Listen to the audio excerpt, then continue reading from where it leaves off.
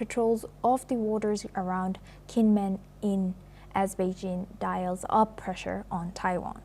The increase in military maneuvers stems back to February 2024, when 2 Chinese nationals died in February 2024, downing by Taiwan's Coast Guard during a chase by Taiwan's Coast Guard.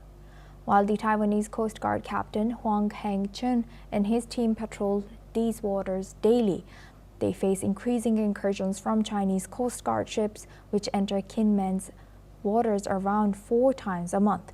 Let's in fact listen into what Taiwanese Coast Guard has said. 就很明显发现说，我们的角色有在变换了，就是说本来是单纯的，就是取缔海上所有的不法行为，那变成说现在整个，会做到更多的关于国家安全的问题啊。中国海警船的时候，那个距离其实是靠非常近的，有时候距离可能不到0.1海里。0.1海里差不多就是大概180公尺左右，真的蛮近的。就是其实还是会有压力，然后也是会觉得很危险。是相对情势比较严峻的地方，因为它是等于是在我们国土的最前线。相信这个2位去到金门也发现，距离对岸非常的近，那纵深不足。那当然，这个纵深不足，它对于我们的应对，或对于我们采取的行动，或我们的预警等等，可能会产生一些障碍。那这些障碍就是我们目前极力去克服跟精进的。那这些其实也就是我们的一些挑战。Now for this discussion, we welcome back Professor Roger Liu. He's assistant professor at National Sun Yat-sen University, joins us live from Taiwan. Thank you very much, Professor, for staying with us. Now, looking at this, the Taiwanese Ministry of National Defense has detected 8 sorties of Chinese military aircraft and 3 vessels. We have seen a spat of such incidents with some Chinese aircrafts even crossing the median line. How do you read into the frequency of such sorties by the PLA? Well, like you said, the frequency of the sorties actually has been related to the current or the recent political events that has been taking place between PLA and between China and Taiwan, or China with other countries like the US and Japan. And PLA is one thing. The footage that you have shown is about the Coast Guards. Just like the people in the Coast Guards when they're sharing their comments.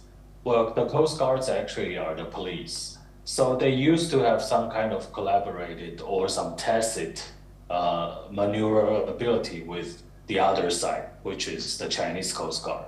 However, now they are just like one of the person just shared.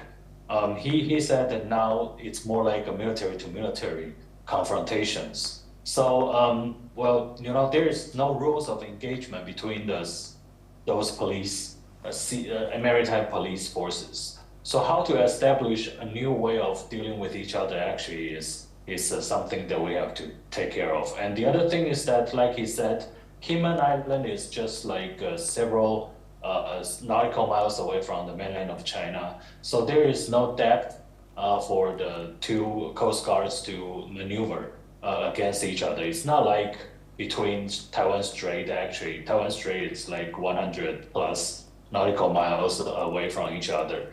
So the Kinmen place can be a possible hotspot for the future. And China have tried to use this to maneuver Taiwan's capabilities to join hands with other coast guards like in the Philippines and others. So I think this is something that the Taiwanese has to pay attention to. Right. With that, I would like to thank Professor Liu for joining us and sharing that insight throughout our news. Thank you very much. Now moving on, rescuers in the Philippines are digging out communities devastated by Typhoon Fangwong as floodwaters recede and the storm's death toll has risen to 18 people. Over 1.4 million people were displaced and entire towns remain cut off due to landslides.